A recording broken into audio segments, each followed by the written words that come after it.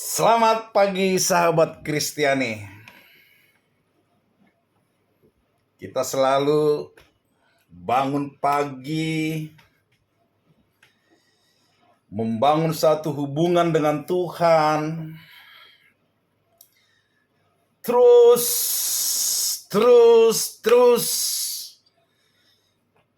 Gak ada habisnya.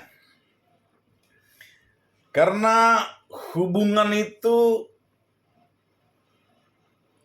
bukan sesuatu yang permanen, tapi dia mengalami naik turun. Nah, seperti itulah hubungan kita, hati kita terhadap Tuhan. Hati ya, bukan kepercayaan, bukan keyakinan. Kalau keyakinan kita mungkin itu sudah memiliki satu kualitas, tetapi hati kita, perasaan kita itu selalu berubah-ubah. Kadang lagi kita bermasalah, sedikit hati kita agak khawatir, sedih, itulah macam hal itu. Dan itu yang membuat kita setiap pagi ketika kita bangun, kita ambil waktu, melipat tangan, datang berdoa kepada Tuhan. Terus membangun hubungan itu.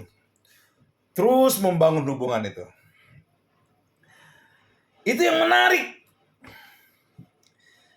Kita tidak memiliki satu hubungan seperti antara bos dan karyawan.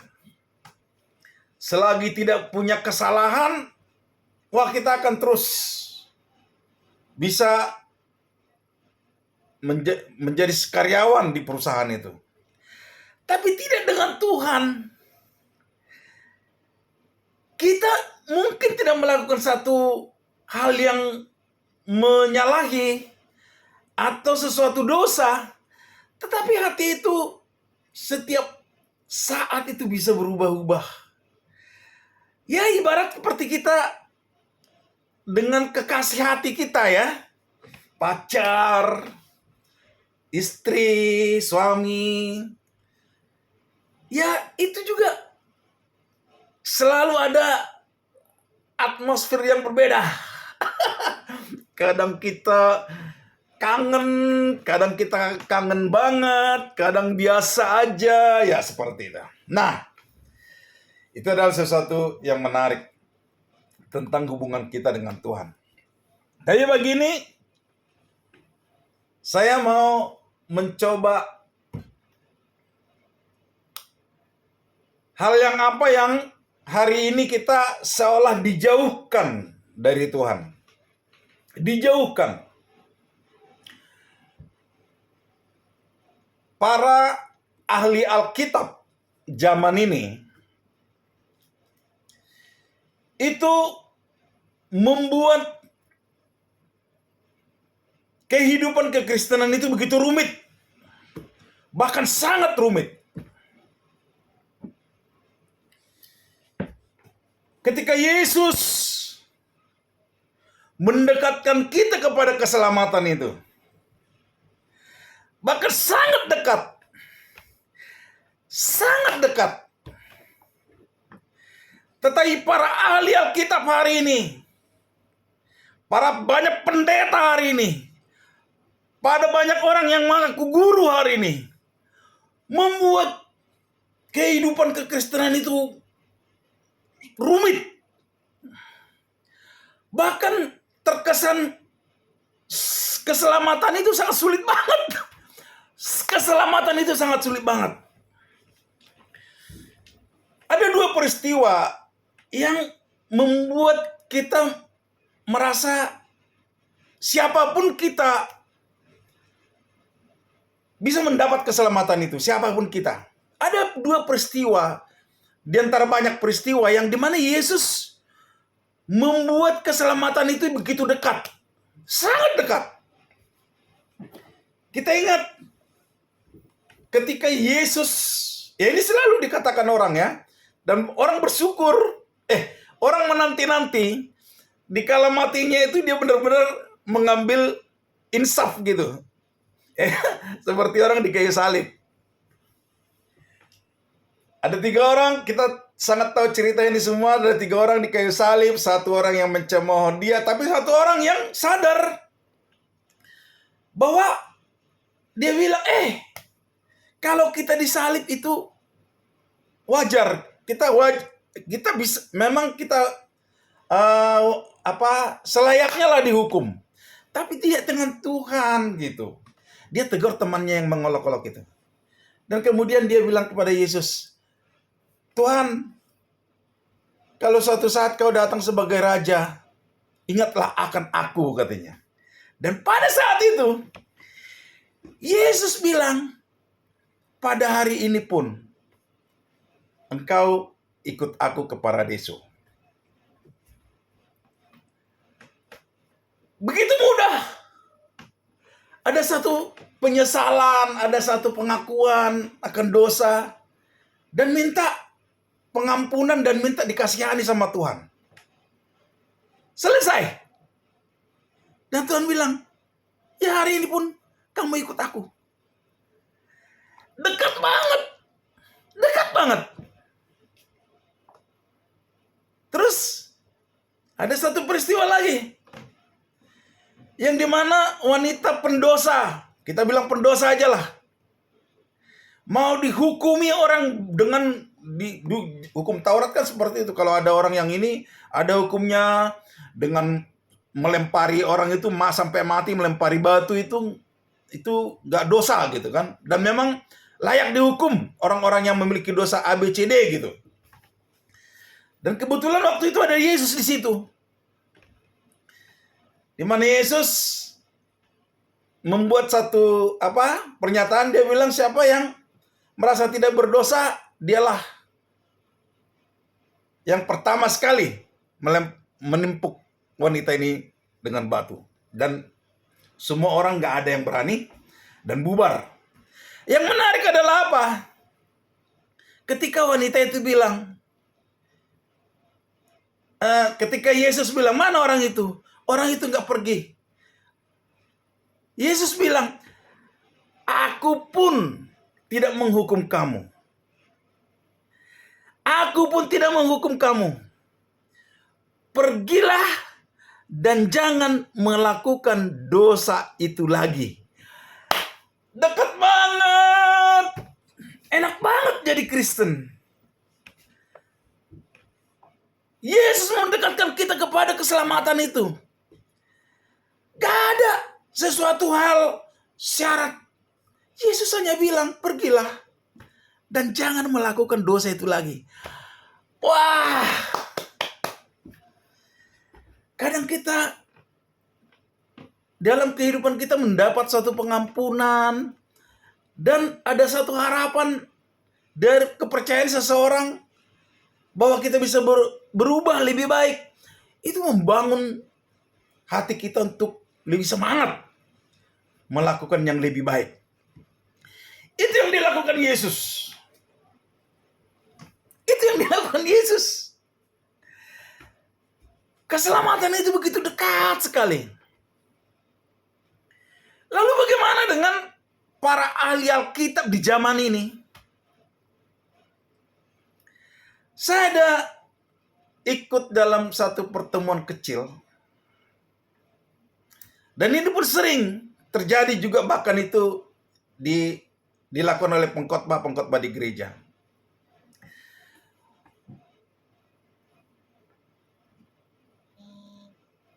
Bagaimana mulai dari zaman Nabi, zaman perjanjian lama dibahas. Dan juga para ahli arkeolog, hasil dari penelitian para ahli arkeolog dibahas semua. Dicari tahu semua. Ini kan kerjaan orang-orang yang gak percaya firman sebenarnya. Dia gak percaya firman. Masa sih Yesus lahir di Bethlehem? Mau lihat di mana, bener gak itu? Kan ya? Masa sih Yesus dikubur? Bener gak sih? Kuburannya pengen lihat. Gitu kan? Masa sih Yesus berjalan di atas air, di sini ABCD lah.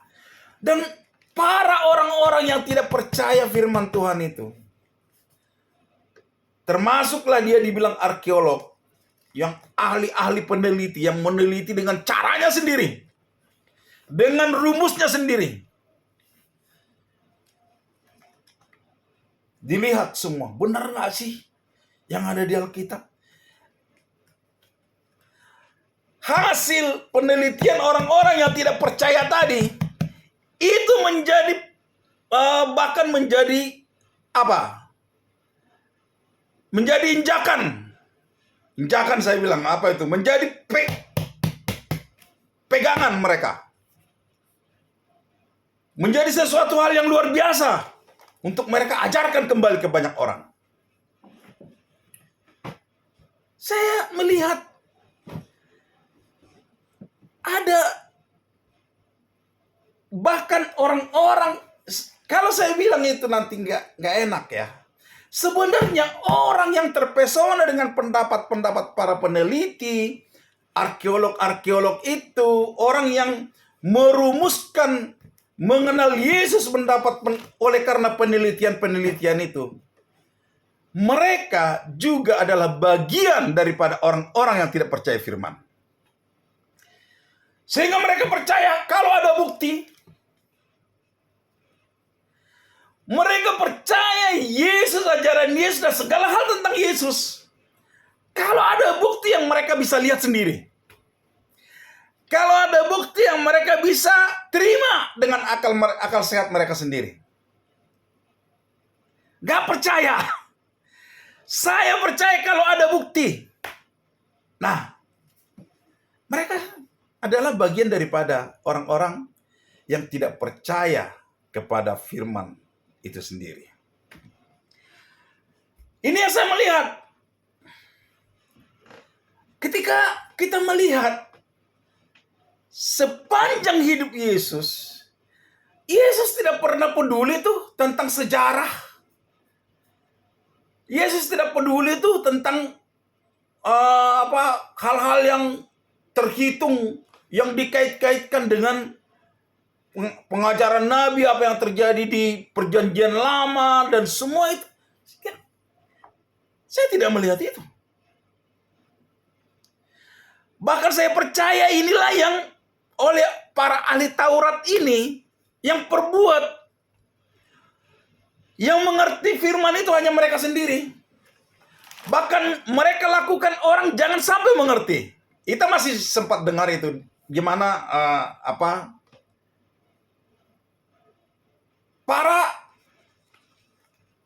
oleh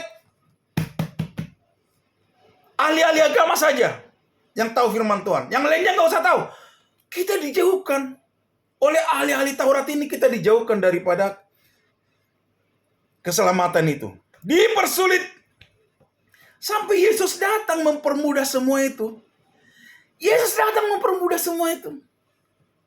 Orang ada datang menyesali perbuatannya, mencari dosa dan minta pengampunan. Tuhan, ampuni aku. Sekiranya Engkau memberikan belas kasih-Mu kepada aku. Dan yang satu lagi, ya sudah, kamu sudah berbuat dosa, pergilah. Aku tidak menghukum kamu. Tapi jangan lagi lakukan dosa yang sama ya. Begitu mudahnya. Hingga datang lagi pendeta-pendeta hari ini mengajar dengan cara dia kutip dari berbagai bahasa. Dia kutip dari berbagai Injil. Dia kutip dari berbagai penelitian-penelitian. Sehingga orang-orang kita yang tidak sekolahan ini merasa hopeless. Sepertinya kita nggak punya harapan ya untuk mendapatkan keselamatan itu. Sepertinya hanya orang-orang pintar itu ya, yang benar-benar fasih semua sejarah, semua beberapa bahasa, semua beberapa Injil, yang selamat ya. Itu kesan yang kita dapat. Dijauhkan. Kita dijauhkan Taurat menjauhkan orang-orang daripada firman Tuhan. Orang-orang tidak bisa baca buku, hanya bisa mendengar. Datang Yesus mendekatkan kita kepada keselamatan itu. Dan apa yang terjadi? Para ahli Alkitab kembali melakukan hal yang sama seperti yang dilakukan ahli Taurat. Menjauhkan kita daripada keselamatan itu. Membuat banyak dongeng. Membuat banyak tafsiran-tafsiran. Dengan berbagai bahasa, dengan berbagai penelitian, dengan berbagai hal. Sehingga kita yang mendengar bahwa sangat sulit untuk ada di dalam kerajaan Tuhan. Kita dijauhkan kembali oleh para ahli Alkitab mendapatkan kasih Tuhan. Yesus yang mendekatkan kita kepada pengampunan, kepada keselamatan itu. Hanya jangan ulangi lagi. Udah, aku tidak menghukummu. Orang yang menyesalkan dosanya, meminta pengampunan dari Tuhan, diampuni dan dihargai. Begitu dekatnya sebenarnya keselamatan itu. Yesus ajarkan. Selama sepanjang hidup Yesus tidak pernah membawa-bawa ajaran-ajaran lain. Dia hanya mengajarkan keselamatan itu dengan sederhana. Pergi, jangan lakukan dosa itu lagi. Dosamu saya ampuni, saya pun tidak menghukum lagi. Kamu akan mendapat tempat yang terbaik. Itu yang membuat kita sebenarnya merasa dekat. Itu yang membuat kita merasa, siapapun bisa ada di dalam kerajaan Tuhan. Siapapun bisa mendapat kasih Tuhan. Saudara Kristiani, mari kita yang tidak memiliki ilmu apa-apa, kita percaya. Karena keselamatan itu begitu dekat. Keselamatan dari Yesus begitu dekat. Jangan terlalu mau diperdaya oleh ilmu-ilmu arkeolog, ilmu-ilmu penemuan, ilmu-ilmu oleh bahasa yang lain. Banyak hari ini yang orang mempertentangkan. Hanya karena nama Allah Bapa, Yahweh, ABCD itu pun dipertentangkan. Padahal Yesus datang dengan sangat simpel. Jangan melakukan dosa lagi. Kalau kau jatuh dosa, ambillah sikap hati, meminta ampunlah kepada Tuhan. Tuhan akan mengampunimu. Sesimpel itu. Sesimpel itu. Jadi saudara Kristiani, mari kita pahami. Sebenarnya keselamatan itu sangat dekat. Dan Yesus sudah melakukan itu. Di dalam kehidupan Yesus, pengajaran Yesus, Yesus tidak pernah membawa kehidupan kekristenan itu, mengikut dia itu begitu ribet. Kita jatuh dosa, kita sesali, kita berubah. Selesai. Kita jatuh dosa, kita sesali, kita minta pengampunan, kita berubah. Selesai. Mudah ya? Iya mudah. Itulah yang kita harus lakukan saudara Kristiani. Kita jatuh dosa, kita menyesali, kita minta pengampunan, dan jangan melakukan dosa itu lagi. Sesimpel itu. Sekali lagi, kita jatuh dosa, kita sesali, kita minta pengampunan, dan jangan melakukan dosa itu lagi. Selamat pagi saudara Kristiani. Ini adalah sesuatu hal yang Tuhan memberikan kita. Keselamatan itu begitu dekat. Jangan mau terprovokasi oleh ajaran-ajaran yang mendongeng-dongeng, yang ilmu ini, ilmu itu. Jangan mau. Itu nggak benar. Itu menyesatkan, itu menjauhkan kita dari kasih Tuhan. Kasih Tuhan sebegitu simpel. Kalau kita berdosa, kita jatuh dosa, kita sesali, kita tahu, kita sadari bahwa itu dosa, kita minta pengampunan dari Tuhan, dan kita berhenti untuk melakukan dosa itu lagi. Sesimpel itu, ya. Itu sesimpel itu. Siapapun kita bisa jatuh dosa, menyesali, minta pengampunan dari Tuhan, dan jangan melakukan dosa itu lagi. Saudara Kristiani, itu saja yang saya mau sampaikan kepada saudara-saudara yang saya kasihi.